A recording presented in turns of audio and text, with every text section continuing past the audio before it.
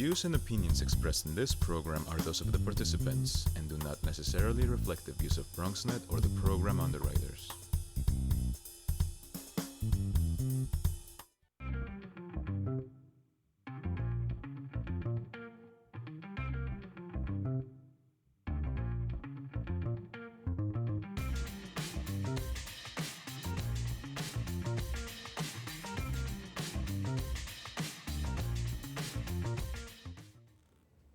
Hey there, welcome to the Bronx Buzz. This is BronxNet's program where we talk to journalists and photographers and writers and filmmakers and really anybody who's putting stuff out in the Bronx. So you can get some insight as to, gee, when I saw that or I read that, I get some insight as to who put it out and what they were thinking about.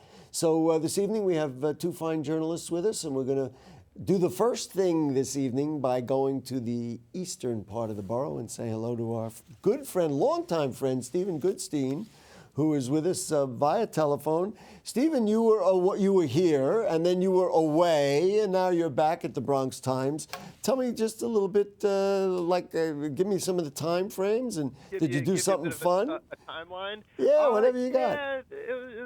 Yeah, it was. I would say it was fun. It was an experience. Well, I was at the Bronx Times until about summer of 2017. Wow, and then I was helping my friend start a landscaping company, and let's just say, don't quit your day job. So, nothing against landscaping and good landscaping, and we have wonderful landscapers in the Bronx, but that one, right. It sounds like, didn't quite go as well as you had hoped.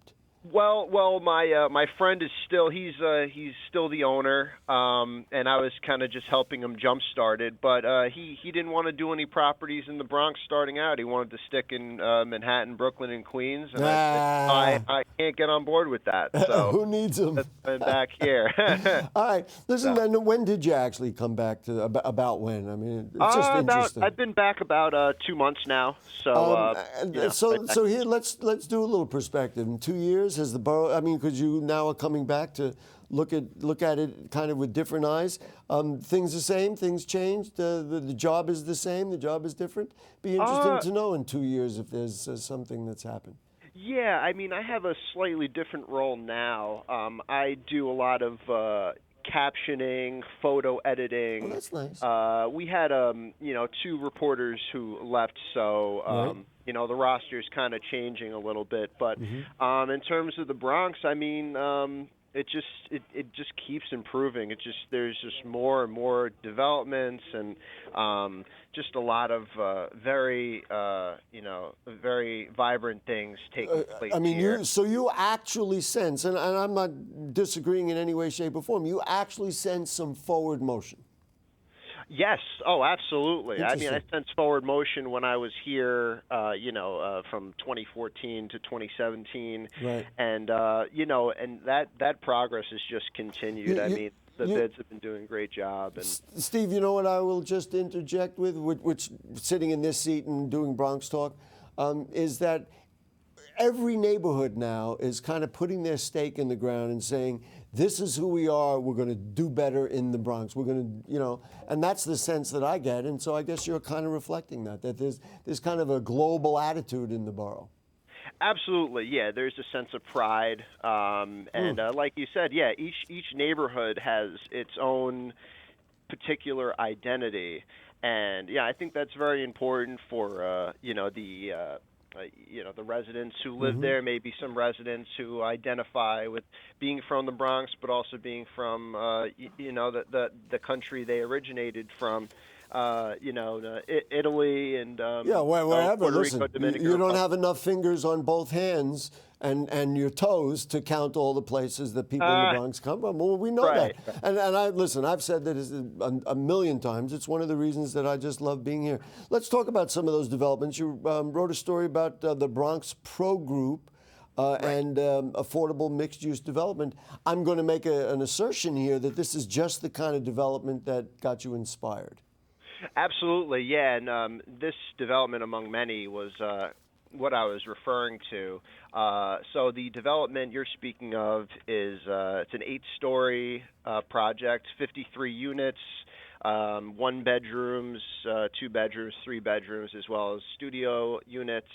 And these units are, for this affordable. Let's put it this way. I'm looking at it right here. It says studio apartments from $362 Right. to $1,162, and obviously that's a different kind of accommodations or whatever else. Right. And believe me, everybody can't afford everything. That doesn't sound unreasonable, especially given what you could go to Brooklyn or Manhattan and do something a lot different. Absolutely, yeah. I mean, I would take that price. I'm looking for an apartment right now, and I There would you jump go. at that There opportunity. it is. I read it. My friend Stephen Goodstein wrote about it in the Bronx Times. That's right. That's right. So, and everybody's looking for now. It seems like more than ever. And I saw this when I was here, my first tenure at the Bronx Times. Everybody's looking for close proximity to Manhattan, even if it's not in Manhattan. Right. People want to be, it's just across, the water. It's, people want to be in Mott Haven Right. now because it's up and coming, and it's also like maybe 2-3 stops from Manhattan. So I know people, and not only that part of the Bronx, every part of the Bronx concerned about gentrification, but this seems like the kind of project that current Bronxites can improve their lot and move to, and that to me is paramount. I mean, I think. Absolutely. Let's talk about it. I'm just going to roll through some of the stuff you've written about.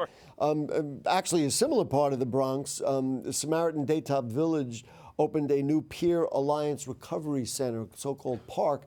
Listen, while we celebrate development, we know we have issues, and opioid overdoses are among them. So let's talk about the new park center that you wrote about. Sure. Well, this recovery center, it had just opened, and it provides the residents with resources, one-on-one recovery coaching, workshops, group sessions, computer training, a bunch of other recreational activities, and peer-to-peer support those suffering with the substance abuse disorder. And actually, it was in a study that one of the top 5 neighborhoods containing the highest number of reported overdoses from heroin and fentanyl is actually Mott Haven. So it goes hand in hand with helping to be able to help those residents as well as other residents of the Bronx. And folks in that area have band together, putting various community groups together, various associations, and they just need a multi-pronged approach. And this is, but one of them. I mean, we certainly need more and more of them. Let's talk about this. Now, I was not aware of, and forgive me, of who Mario de Jesus Sr. Is or was. And apparently there is now a street named after him. He lived in Classen Point, was a pastor at a local church. Talk to me a little bit about the naming of that street and Mario de Jesus Sr. in general. Well, I had the pleasure of speaking to one of his daughters who, talked about his visions, and not only his willingness to help anyone who he knew or anybody in the Bronx, but his impact was really worldwide. I mean, he built I believe he built a church in Peru. He built an orphanage in El Salvador. He helped build another church in the Dominican Republic. Just all of his missionary work. He really, did a lot, not just for his intermediate community, but various countries. I mean, he was all over, and he was a pastor for over 40 years, I believe. I don't know exactly, but Your story says that he died in 2017. So the street I guess it's the corner of Randall and Taylor Avenues. That's right. And why did they pick that spot? Is that near where his church was, or? Well, that was where he was a pastor at Second Pentecostal Church, Casa de la Fe. I don't know if I'm pronouncing it correctly, right. But the House of Faith Church, which is right on that, right at that intersection there. Right. Steve, go ahead. You wanted to add something? I'm sorry, I didn't mean to interrupt you. Oh no, not at all. Okay. No, I just, So yeah. let's just talk about you and the paper. I like the fact. I mean, to me, I'm always interested in journalists and what they do, and now they're giving you different things to do and kind of a different perspective. And maybe you decry the fact that you were, involved in something that was not journalism, but it gives you perspective, man. The next time you cover a local business, you're going to do a better job at doing it because you had that experience. So just talk to me about what you're looking to do. You got any areas or interests that you say, gee, if I can do more of such and such, or are you simply going to do what they say? I mean, I'm just curious. What are you thinking about? What is Stephen thinking about? I have to do what they say, but no, I will do. We all do. We have absolutely, yeah. I intend to, look at some bigger developments in the borough that are coming. There's a lot of, there's a lot of other projects involving senior affordable housing, housing for veterans. This story I did on the Peer Alliance Recovery Center. I know that I'm pretty sure that there will be other, centers like that one coming to the Bronx. Right. And, I'm gonna just interject. BronxNet's East Bronx studio is at the Hutch Metro Center, and there was a big announcement recently, which I believe the Bronx Times covered, about them talking about expanding it and adding more buildings and more ball fields. Boy, right. we'd all love to learn a lot more about that, especially me, because I'm here once a week doing the Bronx Buzz. So that's now I'm urging Steve, go out there and get him. Yeah, I mean, you have so many places to be. You're on the other side of the borough at Leaving, right? Yeah. I Well, mean, that's all because of over. BronxNet Television. Anyway, man, Steve, always a pleasure. Let's stay in touch. Welcome back to our home borough, and we'll certainly look forward to having you back here again soon. Oh, Gary, thank you so much. It's always a pleasure. And I just wanted to highlight real quick one of our assignment editor, Alex Mitchell, is actually hosting BronxNet, the BX Express, and it airs on Wednesday nights at 8 p.m. And tonight is actually the premiere of our show. We're very excited about it, and we're very thankful to BronxNet for everything they've done for us. I do appreciate it. Just for people who are watching the show, our show, the Bronx Buzz, airs Thursday. We do tape it on Wednesdays, so you'll see it next Wednesday, not the first one this week. Anyway. Oh, right, I'm sorry. Okay. There you go, Thanks, Steve. Gary. See you around town, man. Thank you. All right. Take care, man. All righty, we're going to take a short break. When we come back, we will be getting into city limits, and our buddy Jeanmarie Evelly is here, and we'll talk to her. Don't go away. Sure, I look cute now, but when my owner lost his job, it was rough. I was living on the street, and one night, me and this Cocker Spaniel got into it so bad, I wound up looking like an ice cream cone. I cried a little bit, but thankfully I got rescued, so I'm running, I'm jumping, all back to my old self. And I'm ready to give unconditional love, even if you put a lampshade on my head.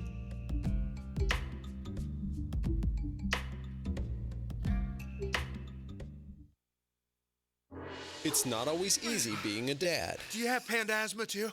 Does that run in the family? This is the home of the most priceless kung fu artifacts. But when you make an effort, Dad, we're not supposed to touch anything. Oh, sorry. Go along, son. it's always worth it.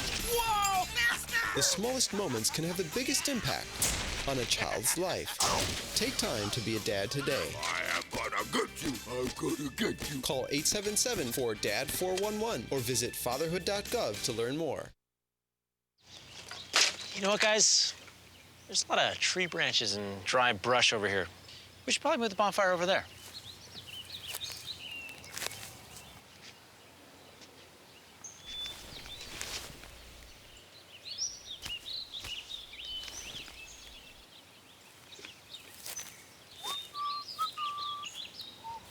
I'm guessing Smokey liked that idea.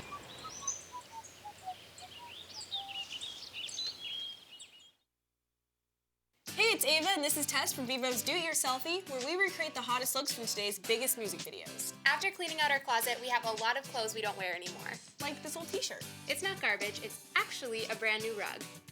And to make it, all you need to do is cut, tie, and glue. Cut the t-shirt into strips. Tie the strips into knots. And glue the knots to the bath mat. I love it. Give your garbage another life. And recycle. They told me a bottle couldn't dream. That I would never become a superhero.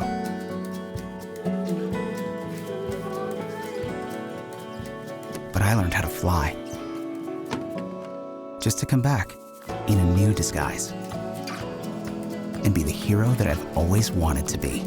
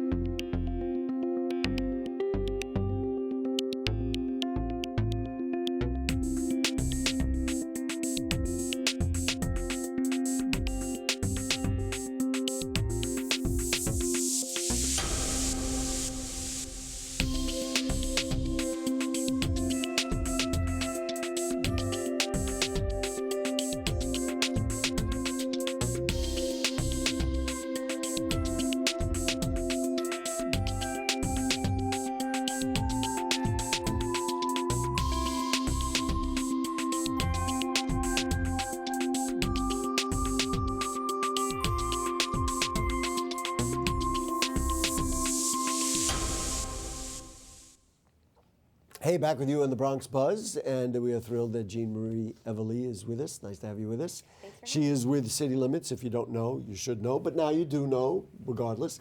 Nice to have you. How are you? I'm doing well, thanks. Good. Lots of things to talk about with City Limits, as we were just talking about. Editor Jarrett Murphy had been on the show to talk about the new Spanish language effort.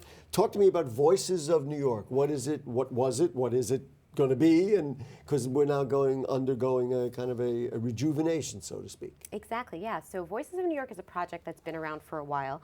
It was actually originally founded in the weeks after September 11th in 2001 as a way. It was originally called Voices That Must Be Heard, and it was really a way to spotlight the voices of the ethnic press, particularly in like Muslim communities at the time, because there was a lot of Islamophobia happening. I have to say, I was not aware it goes all the way back to there. Yeah, it's changed hands and it's been through different evolutions over the years. Fascinating. But it was founded really to sort of combat the Islamophobia that was happening after the September 11th attacks and elevate the perspective of like Muslim news outlets. And this came out of City Limits at the time? It didn't. No, it was the New York thing. Yeah, it was its own thing in the beginning that was started by the New York City Center for New York City Community Media Alliance, which I don't remember. Yes. And then the CUNY Graduate School of Journalism had taken it over for a number of years, but they stopped publishing in the spring. And when we heard about that, City Limits then took it over. And so, what is it? Is it people writing their own stuff, or is it like a general newspaper and they report on those kinds of issues? I mean, what is it? So it's actually meant to spotlight the work that's already being done by the different community and ethnic news outlets that are already doing reporting across the city. A number of them do report in languages other than English, as I'm sure you know, especially here in the Bronx too. And part of what we do at Voices of New York is take that work and translate it into English so that it can be accessed by a new set of readers and get a wider audience, because I think there's a tendency for us to consume news sort of like in our little bubbles. And part of what Voices of New York wants to do is sort of break down those barriers. And so what is the new thing? I mean, when you sat down and we've been talking about it, you talked about kind of a rejuvenation now, a little more energy being put into it. And then after you answer that, I'm going to give you what I think is a concluding statement about the borough of the Bronx. Great. We'll yeah, so basically we're trying to pick up where CUNY left off in the spring, and basically what we're doing is we kind of look at the work that's being done by all the different outlets that serve specific neighborhoods, specific ethnic communities, and if there's a great story out there, we would love to hear about it and spotlight it, and we'll republish it in Voices of New York and offer it, and that involves translating it from another language into English. I guess the statement that I was going to be leaning toward is in the borough of the Bronx, and as I move about and do the work that I do, You can't have something more important than that. People identify with their own communities. We have to celebrate those communities more than just about anywhere. We are an international community, so then media has to not drive the envelope, but we've got to follow who people are and serve them. And so I think what you're doing, and I know Jarrett Murphy, my buddy, I mean, they've got the right look at what needs to be done here. Thank you. There's my endorsement. Appreciate it. As if it mattered. Nonetheless, you also do what we do here, and we have the young people from the Equality Charter School who are working here and learning a lot about television and all that. And I was actually talking to some of our staff members. They're going to be so far ahead because they're high school students when they get to college or they work in studios or whatever it is they want to do because they're here. Talk to me about the internship programs that you help organize and run at City Limits. Yeah, so City Limits has run a youth internship program since 2014.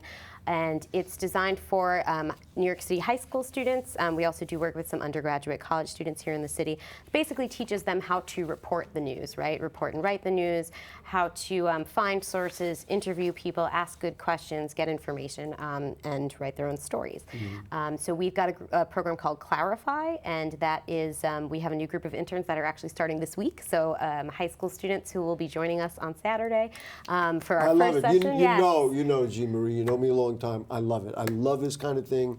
We've got to do it, and learning media is so important because we all consume it, and nobody knows anything about it. That's why we do what we do. Absolutely. So, about how many young people are in the program? This semester we're going to have around 15. 15, not bad. And it's a paid internship, which is good. And do you run it? Do you run it like a class that they come in, or do you run it almost like a newsroom and say, you do this, you do this, you do this? It's a combination of both, actually. So part of the work is instructive.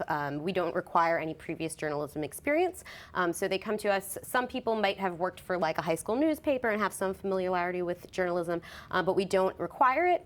So part of it, it's sort of half instruction and then applying the lessons that we learn to actual news writing and reporting, and they get a chance to have their work published with us. Are you filled up right now? We are filled up right now. We just had the application process wrapped up a couple weeks ago. But if people want to reserve place, or even schools, I'm sure you work with schools. Yes, they can check our website. We've got a youth reporting tab, and my email's there. If they want to email me, we'll be taking applications again for the spring. So. There we go. All right. Before the show, this is inside what goes on inside the Bronx Buzz. Before the show, Jeanmarie said, you know, I still like doing my own thing in addition to all these other little projects I'm working on. So you did this work, and when I read it, you know, we were just talking about the need for Spanish language or other people's languages. But one of the languages that people aren't aware of is the American Sign Language. And you say, well, wait a minute, there are people, like you look at somebody who doesn't speak English, but they speak Spanish. You say, well, give them their language. But there are people who, you know, have a problem with hearing, and they don't get the opportunity to see their own language in the court system. Tell me a little bit about that. Yeah, so this was a story that we published last week about a shortage basically in sign language interpreters that are working in the state courts. So the courts that are here in New York City that are run by New York State, the Unified Court System, they've only got 7 full-time staff sign language interpreters working in all of the courts in New York City. Throughout New York City? I thought in the Bronx. Yeah, it's actually statewide, but they're all assigned to courts in New York City because that's where the need arises the most. Yeah. 7? There are 7 staff interpreters. I understand. So what if you don't hear well and you're in Syracuse? Well, there are per diem interpreters that they'll call in to come in. You know what I'm saying. I'm sorry. But it is a problem. That's basically what we were looking into and talking to people about the issues that this causes for people who do need to interact with the legal system, whether it's a civil issue like housing court or family court. Having to deal with delays because a sign language interpreter might not be available that day, or having to wait, hours for somebody to be available. And even in the criminal side of things, if someone who is hard of hearing or deaf is arrested, for instance, I've talked to some attorneys who say that sometimes they'll have to be waiting in a holding pen longer because there isn't a sign language interpreter available. So it's a real issue. It is a real issue. I don't know the numbers. Do you know the numbers of people who might be deaf or need that kind of assistive It was in the support? story. I don't remember it off the top of my head. I want to can say it move was something like I'm gonna 200,000. This quote to me, you say, well, okay, that's kind of interesting. People should have it. This was a quote in Jeanmarie's story. The person has been kept behind bars longer than the others in the time frame because of the fact that he's deaf. And this was from an attorney. My view is that if an individual is held even 15 minutes longer than they should have been, then there's a constitutional violation. I think that's probably true. Yeah. I mean, it's definitely wow, fascinating. A serious problem. So, what are the? I mean, I know what the answer is in terms of what we'd like to see. You want to just hire more, but what is the expected response to this kind of issue? Well, the courts, it's ASL, American Sign Language Interpreter. Yeah. Well, the court system says that they're undertaking efforts to recruit more interpreters. They're going to colleges and places like that to spread the word about starting careers in interpreting in the court system. But advocates and those who work in the industry say that the issue really comes down to money. Well, as many things do. Boy, I'm so surprised. Yes, that interpreters working in the courts are paid much less than what you could make doing similar work in the private sector. That was going to be another So it's question. hard to recruit and retain people. So they're saying you need to pay, basically the salaries need to be higher for these types of jobs. Wow. They're demanding jobs. They require a very specific skill set. So that's basically the number one thing that they're calling for. I was going to ask about the pool of, are they, aside from the inequity in pay, but are there enough out there? I mean, I think based on what I've heard that there's a shortage is an issue, especially in American Sign Language, across different sectors, not just in the courts, in hospitals and police precincts. It's an issue. Let's talk to our high school students or anybody and say if you want work and there's a need for it, like we used to talk to nursing students and say you can get a job. There are jobs in this. Wow, fascinating. Last thing I just want to mention, the whole idea of accessibility in subway stations. Now there is a clamor from coast to coast, top to bottom in the borough of the Bronx because our subway stations, if you need a wheelchair or some other assistance, you can't ride the train. I mean, or you got to get off at one station and ride a bus for an hour. I mean, it makes no sense, but that is changing. It is, slowly but surely, not as fast as people would like to see. So the MTA board just approved their capital plan, which is basically the funding for the next, spending for the next 5 years for big capital projects. That does include, I think it's a little $5.5 billion for accessibility and adding elevators at subway stations. So far, they've announced which stations, they've announced 48 of those that are going to be installed over the next 5 years. That's right, and they said there will be another phase of 22. Yeah, so there's 22 that we're still waiting to hear where those are. They're doing 6 in the Bronx. 6, that's what I said. I know, Van Cortlandt, the one station is going to be getting an elevator. Marshalloo Parkway. Parkchester, I think 149th Street. Yeah, the Tremont Avenue B station. That's right. So there's a handful. Their accessibility advocates are, they would like to see it to be a little bit firmer. As we know, the MTA isn't always great about making their deadlines. The rule, we're going to have to wrap it up, but the rule that they were playing with was anytime a station is refurbished, they ought to make it accessible, which of course makes sense. But I think they did that at Middletown Road, and then they didn't. There was a lawsuit, and that came out of the settlement there. You are the best, Jeanmarie. Thank you so much for coming. Say hello to all my buddies at City Limits, and we'll see you around. We'll have you back. Thanks so much. Great. Guess what? It's time to go. I don't know. I'm going here then. We'll see you next week. And don't forget, Monday night should be very interesting. We're going to be talking about a new way of looking at energy at Hunts Point. Can we turn Hunts Point and the food market green? That'll be on Bronx Talk at 9 o'clock Monday night. Good night.